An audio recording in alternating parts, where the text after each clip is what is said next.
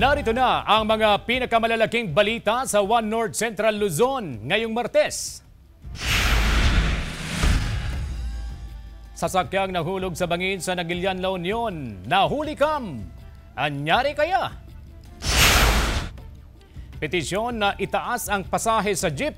Ikinakasa ng One Transport Pangasinan dahil sa sunod-sunod na oil price hike.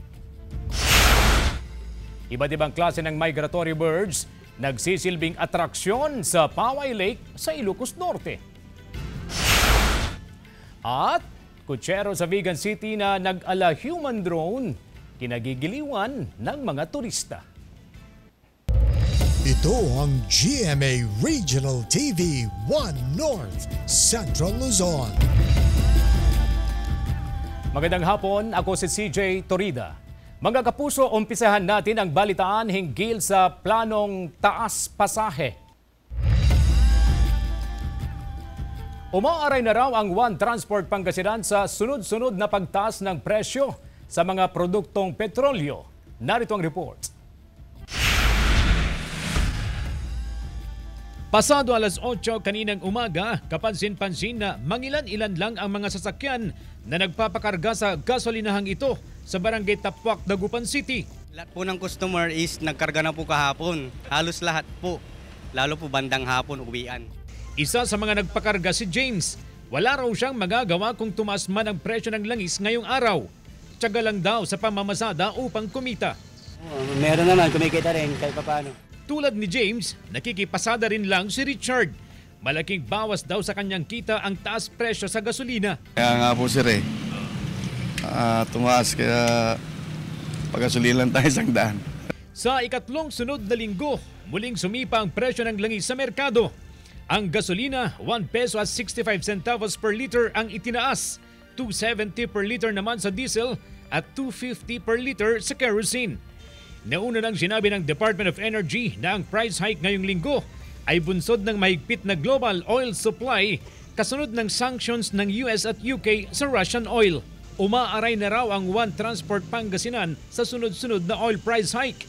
Kaya pinag-uusapan na ng grupo ang paghahain ng petisyon para itaas sa 15 pesos ang kasalukuyang 13 pesos na minimum fare. Definitely, baka hindi natin maiwasan na humingi tayo ng price adjustment doon sa pamasahin natin.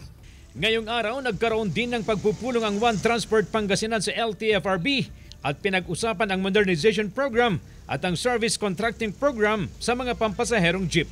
Kasama si Henry Duminsil, CJ Torida, One North Central Luzon. Kaugnay niyan mga kapuso, alamin natin ang reaksyon ng mga tsuper at pasahero sa 15 pesos minimum fare na isinusulong ng ilang transport group sa Pangasinan. May live report si Jasmine Gabriel Galban. Jasmine? CJ, sa ngayon ay nasa 13 pesos ang minimum na pasahe sa jeep, habang nasa 11 pesos naman yung discounted na pasahe ng mga estudyante, ganun din ng mga senior citizens at ng mga PWD. Ayon sa LTFRB ay meron ng fare increase petition sa iba't ibang panig ng bansa ang transport sector, at ayon sa LTFRB, kinikilala nila o ina-acknowledge nila yung petition na ito yung 2 piso na dagdag sa pasahe dahil na din sa tuloy-tuloy na pagtaas sa presyo ng petroleum products.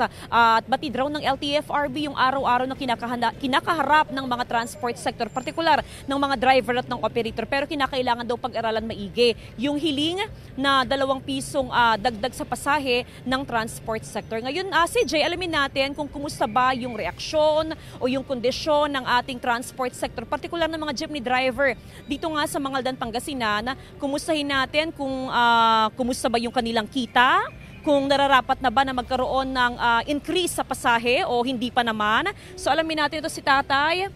Hello Kuya, good afternoon po. Live tayo sa One North Central Luzon. Una ho Kuya, gusto kong malaman, kumusta ho ba yung biyahe natin sa araw-araw sa ngayon? Dahil syempre tuloy-tuloy po yung pagtaas sa presyo ng produktong petrolyo. Sa amin po ngayon, medyo nahihirapan din po kami kasi mayroon po kaming kalaban na modernized. Pero sa ngayon po, ang amin lang talaga, pinagkakasya-kasya na namin yung aming kikitain po para sa aming pamilya din po.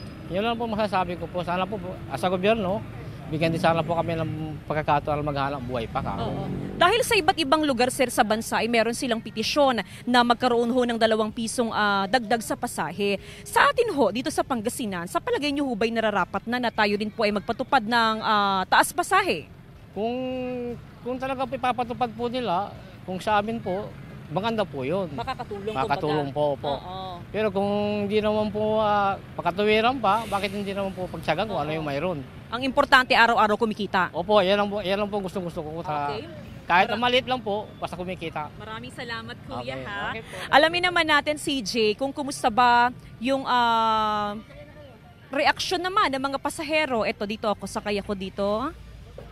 Hello, Kuya. Ay, hello, Ading. Good afternoon. Live tayo ngayon, Ading, no? Estudyante? Oo. Meron kasing nais yung mga transport sector na magkaroon ng fare increase, 2 piso sa iba't ibang panig ito ng bansa. Sa probinsya ng Pangasinan, sa palagay mo, nararapat na ba na magkaroon ng dagdag sa taas singil sa pasahe? Nakadepende po yan kung ano po yung kalagayan talaga ng bansa, especially sa mga pag-increase yes po. Well, kung talagang walang-wala na, what I mean is kailangan talagang taasan, pwede para makatulong po sa mga drivers. Pero kung titignan talaga natin is mahirap din po, especially pag mga estudyante. Sa party niyo? Yes, po, mga party namin estudyante. Ako hindi lang po sa part namin. Marami din po mga katulad namin na working student, which is yung pag-increase ng pasahe, 2 pesos is masyadong malaking halaga na po yun. Yes. Pero kung talagang reasonable naman ang pag-angat ng increase ng pasahe, why not naman po. Pero dapat balance. Yeah, dapat balance. Okay. Pero Pag-aralang maigi. Opo. Okay, maraming salamat, Ading. Isa sa mga commuter, mga kapuso na uuwi sa Mapandaan, tama, no? Alright, thank you so much. So, CJ, ayon sa gobyerno, tuloy-tuloy naman yung tulong o yung assistance na ibinibigay nila sa transport sector. Actually, meron yung mga fuel subsidy na ibinibigay para kahit papaano ay makatulong sa pangangailangan ng ating transport sector sa bansa. CJ? Maraming salamat, Jasmine Gabriel Galban.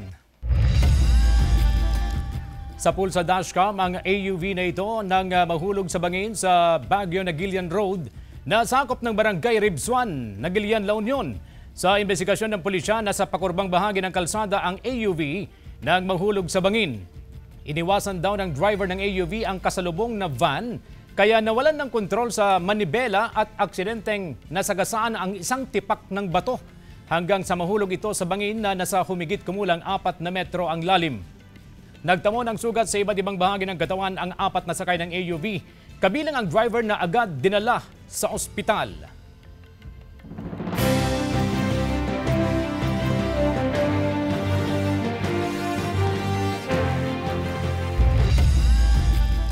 Nilinaw ng COMELEC Pangasinan na wala pang nilalabag ang mga aspirant na nagkalat na ang paraphernalia sa iba't ibang lugar. Tutukan sa report. May tarpaulin na nakasabit sa puno, mayroon din nakalagay sa poste ng kuryente at marami pang iba na nakasabit kung saan-saan.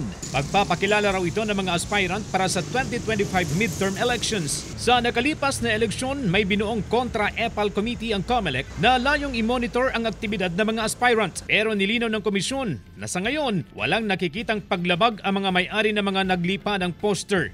Inuulit natin na yung pronouncement ng Supreme Court na sa automated elections ay wala tayong tinatawag na premature campaigning. Nakasaad din sa COMELEC Resolution number 11045 hinggil sa pagtanggap ng COC na hanggat hindi pa nagsisimula ang campaign period ay hindi pa maituturing na kandidato ang mga aspirant. Makukonsider lang na candidate legally and officially yung mga taong nag-file ng kanilang certificate of candidacy pagdating ng kanilang campaign period. Sa February 11, magsisimula ang campaign period sa mga national aspirants. Sa March 28 naman para sa mga naghahangad ng lokal na posisyon. Ayon pa sa COMELEC, bagamat walang nilalabag na election laws ang mga may-ari ng posters, hindi naman sila lusot sa ibang umiiral na batas. Sa ngayon, nakikita natin na may mga violations na sila specifically sa environmental laws. Nagpapako sila ng posters sa puno. Ayon sa isang political science professor, ang nakalulungkot lang daw sa mga tinatawag na e-politiko ay hindi raw maiwasan ng ilan na magamit ang pera ng mamamayan sa kanilang personal na kapakanan. Ang problema natin dito is that the money that they use sa kanilang mga projects are people's money. Ang analysis natin dyan is kung ginagamit mo ang people's money to implement those projects, responsibilidad mo yan bilang isang nahalal na leader ng inyong lipunan. Kasama si Henry Duminsil, CJ Torida, One North, Central Luzon. Mga patapong gulay, ginagawang organic fertilizer sa Kalasyaw, Pangasinan. May ulat si Jeric Pasiliao. Ang mga patapon at pabulok ng mga gulay ay pwede pang mapakinabangan bilang pataba sa taniman. Ito ngayon ang layong makamit ng lokal na pamahalaan ng Kalasyaw para masolusyonan ang lumalalang problema sa basura. Ito ang paggawa ng soil enhancer gamit ang mga biodegradable waste na nakukolekta sa pamilihang bayan. Ang mga patapong gulay, imbis na tuluyang mabulok at maging basura, ay dinadala sa closed dump site ng bayan para sa composting. Dito ginigiling ang mga gulay na nakukolekta sa palengke. Pagkatapos ay hahaluan ng kusot o yung mga pinagtastasan na mga kahoy at hahaluan ng manure o dumi ng manok o baka. Ang mga gulay ang magsisilbing source of nitrogen at carbon naman ang kusot. Hayaan muna itong madrain ng ilang oras at saka ilalagay sa composting mixer. Tuloy-tuloy na iikot ang mixer ng 8 oras kada araw sa loob ng 5 hanggang 6 na araw. Meron pong certain components, hindi po siya basta ipapasok. Need po ng ang components is carbon nitrogen proportion para dun po natin malalaman kung sa final product is mainit po ba yung compost soil na lalabas or not. Matapos ang halos 1 linggong pagproseso ng biodegradable waste, ito na ang kanyang finished product. Medyo buhaghag yung kanyang consistency, pero kapag kainamoy, walang bahid ng amoy basura.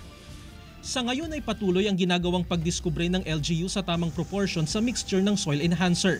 Kapag pumasa sa standard ng Bureau of Soil ng Department of Agriculture, inaasahang sisigla ang produksyon nito na kalaunay magiging income-generating facility para sa lokal na pamahalaan. As of now, trial and error pa rin kami for testing kung ano pong tamang proportion kasi may mga certain plants na need higher nitrogen, may certain plants na need lower nitrogen. Sa hinaharap, planong palawigin pa ng lokal na pamahalaan ng proyekto at maging modelo sa iba pang mga lugar sa bansa sa pamamagitan ng patuloy na inobasyon at pakikiisa ng komunidad. Tiyak na ang mga basura pwedeng pagkakitaan ng pera. Kasama si Daryl Peralta, Jeric Pasiliao, One North Central Luzon.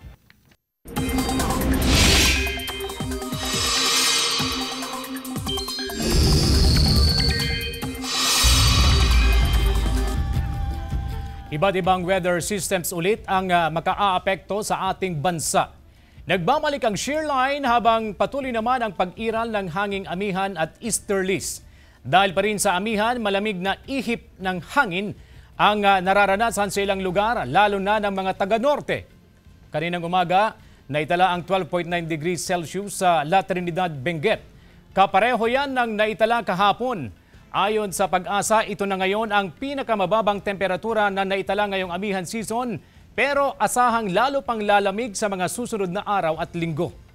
Base sa datos ng Metro Weather, may tsansa pa rin ng mga ulan sa Apayao, Cagayan, Isabela, Aurora at iba pang bahagi ng Cordillera.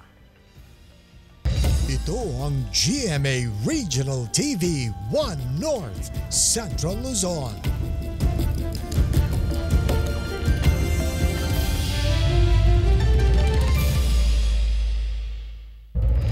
Ito ang GMA Regional TV 1 North Central Luzon. Dahil sa malamig na panahon, nangangamatay raw ang ilang alagang sisiw sa Mangaldan, Pangasinan. Tutukan sa report. Apektado na rin ng malamig na panahon ang ilang poultry farms sa Mangaldan, Pangasinan.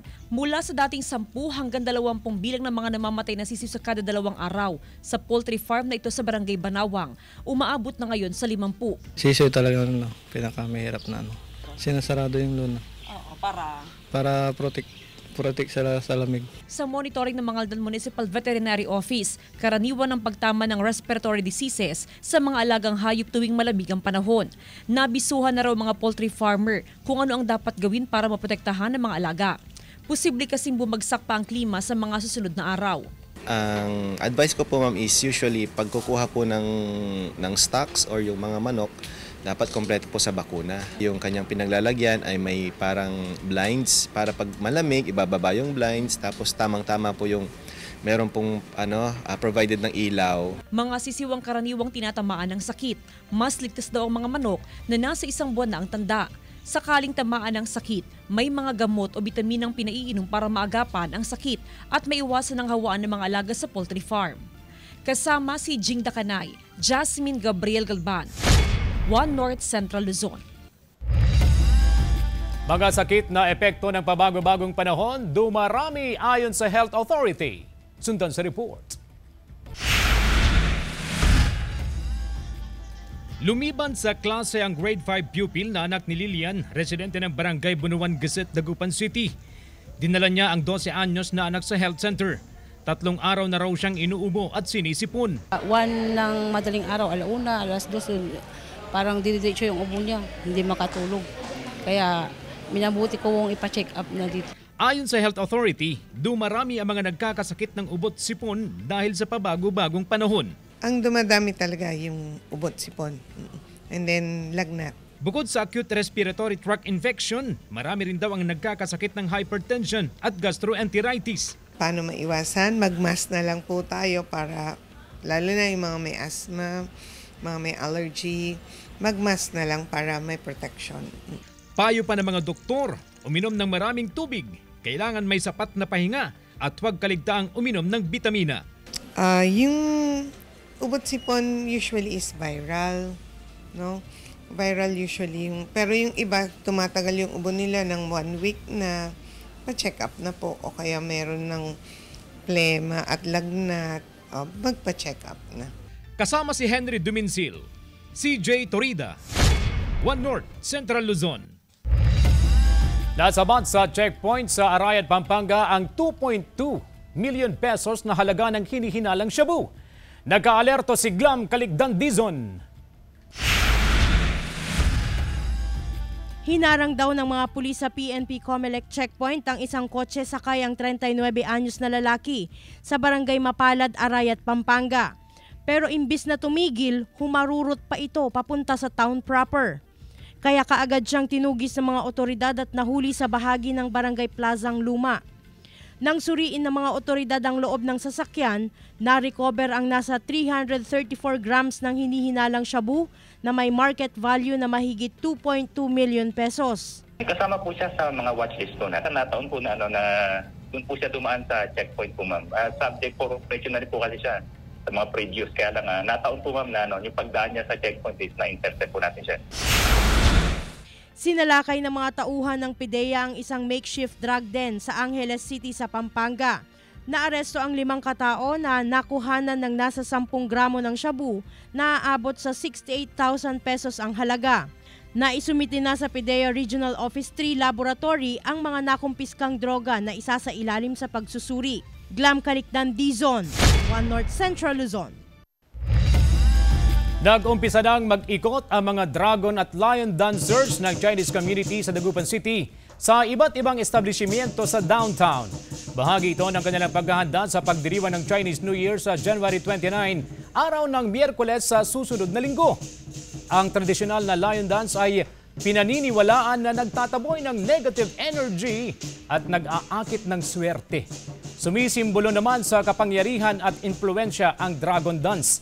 Sumasalamin din ang pagdiriwang ng Chinese New Year sa pag-asa, kasaganaan at pagpapakita ng ipinagmamalaking kultura ng mga kababayang Chinese. Ito ang GMA Regional TV 1 North Central Luzon.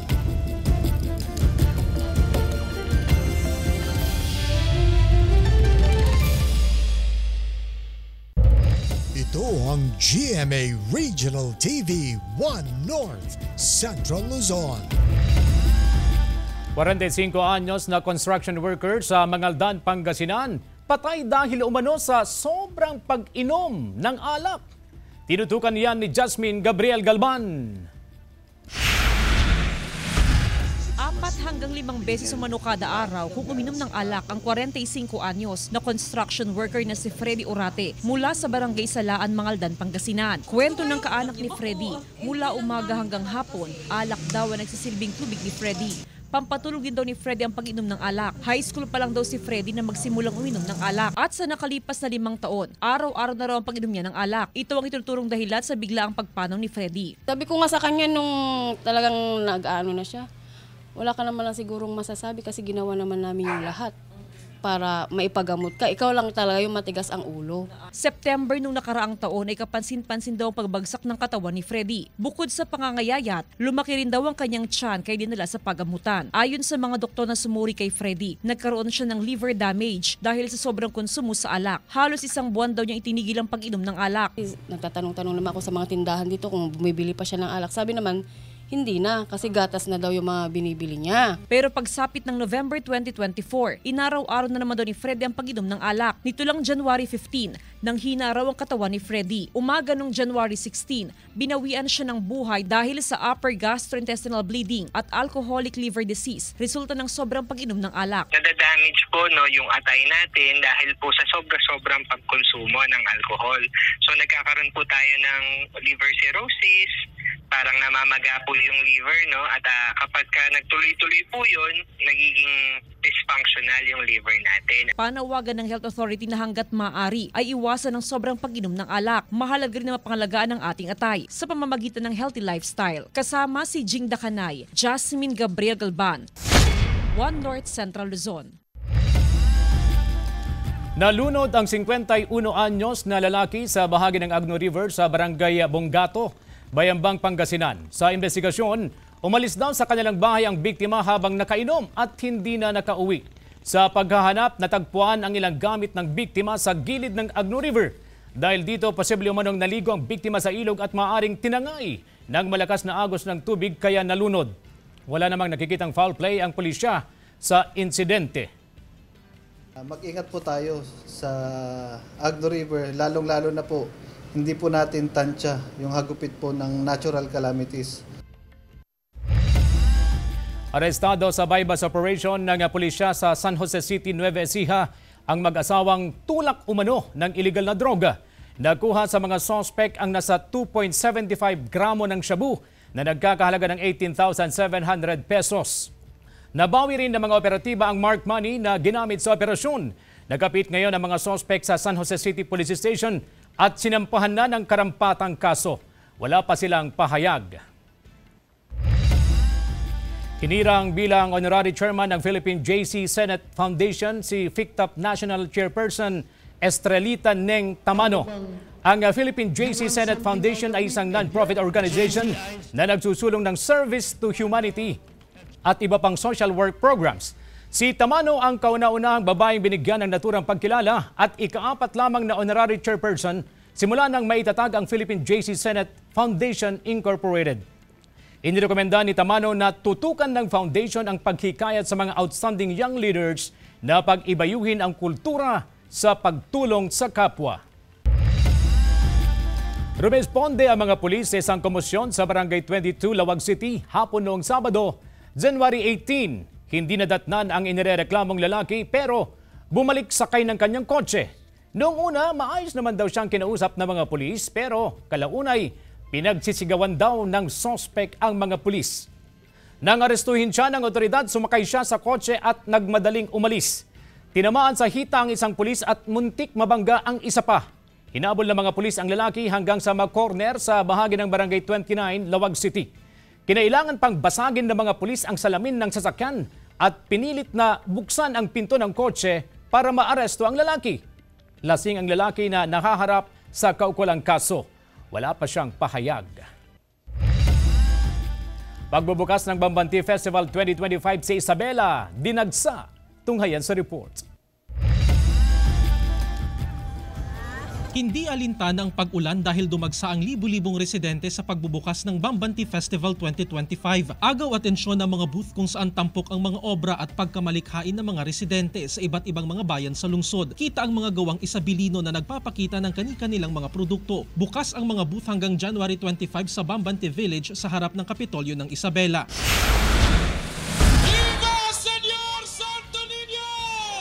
Sa Angeles City sa lalawigan ng Pampanga, bata man o matanda, game na nagpalagay ng uling sa mga mukha habang isinasayaw ang mga imahe ng Batang Jesus. Bahagi ito ng selebrasyon ng kapistahan ng Senyor Santo Niño sa Barangay Pampang. Ayon sa barangay, taon-taong ginugunita ang pista na nagsimula pa noong 1960s bilang pasasalamat sa progreso at gabay ng santo na pinaniniwala ang mapaghimala. Bukod sa parada, nagpasiklaban din ang mga residente at kabataan sa street dance competition, Best Porok Bruto at iba pa. Jarek Pasilyao, 1 North Central Luzon.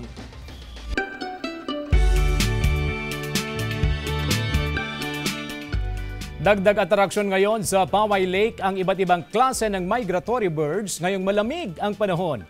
Gaya ng egrets, heron, Philippine duck, tufted duck, great cormorant, little grave, moorhen, gray heron, Eurasian coot at common green shank.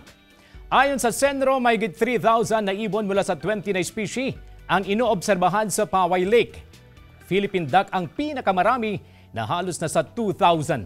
Ang bagong species na naitala ay ang Greater White-Fronted Goose. Dito lamang January 15, isinagawa ang Asian Waterbird Census sa Poway Lake National Park kasama ang LGU Poway at iba pang mga bird enthusiasts. Pinayuhan ng mga residente na pangalagaan at huwag hulihin ang mga migratory birds. Kutsero sa Vigan City na nag-ala human drone, kinagigiliwan ng mga turista. Atin siyang kilalanin sa report. Dinarayo ng mga turista ang pamosong Kalye Crisologo o ang tinatawag na Heritage Village sa Vigan City. Isa itong UNESCO World Heritage Site. Para kang naglalakbay sa nakaraan dahil sa mga lumang bahay at gusali. Lalo pang mamangha sa ganda ng syudad pag sumakay na ng kalesa, paikot sa Heritage Village at iba pang puog pasyalan. Ang 20 anyos na college student at part-time kutsero na si Jaden Malto ng Kawayan, Ilocos Sur, nakaisip ng gimmick para lalo pang makaengganyo ng mga turistang sasakay sa kanyang kalesa. Sa tulong ng cellphone, smile to the camera lang. Kaunting kaway at aura ay siya na ang bahalang kukuha ng video. Sa una, nakakatuwa sa Jaden sa pagkuha ng video sa mga turista. Umaabante, umaatras at nilalaro ang cellphone habang kumukuha ng video. Ito ang kanyang paraan para magmistulang drone ang gamit. Tuwang-tuwa naman ang mga turista sa kanya, lalong-lalo na kapag nakita na ang kinalabasan ng video. Napanood ko lang sa mga cellphone po, sir. And natutunan din sa tatay ko, sir. Gaganda po sila, sir, sa picture namin and sa mga video po namin. Kumikita si Jaden ng 1,500 pesos sa isang araw at kung isang ikot lang ng kalesa ay masaya na siya sa 200 piso. Para kay Jaden, hindi lang naman pera ang habol niya. Masaya na siya na mapagsilbihan ng mga turista at maiangat ang turismo sa kanilang syudad. Sa bawat ngiti ng turista ay katumbas ng ngiting hindi matutumbasan para sa tinagurian na human drone ng kutserong si Jaden. CJ Torida, 1 North, Central Luzon. Samantala, mapapanood niyo pong episode na ito at iba pang pinakahuling lokal na balita sa official website ng GMA Regional TV, www.gmaregionaltv.com. Pwede rin kayong bumisita sa aming official YouTube channel, GMA Regional TV, at i-click ang subscribe button para sa pinakamaiinit na balita mula sa mga rehiyon. Nais naming pasalamatan ang mga kapuso sa Hilaga at Gitnang Luzon, maging ang mga kapuso natin abroad. Dahil sa GMA Regional TV, local news matters. At dyan ang mga pinakamalaki at pinakahuling balita sa Hilaga at Gitnang Luzon. Maraming salamat sa pagsama sa amin, pati na ang mga kapuso sa ibang bansa na tumutok sa mga balita sa rehiyon. Ako po si CJ Torida. Kami ang GMA Regional TV 1 North Central Luzon. Buong pwersa para sa mas malaking misyon at mas malawak na paglilingkod sa bayan.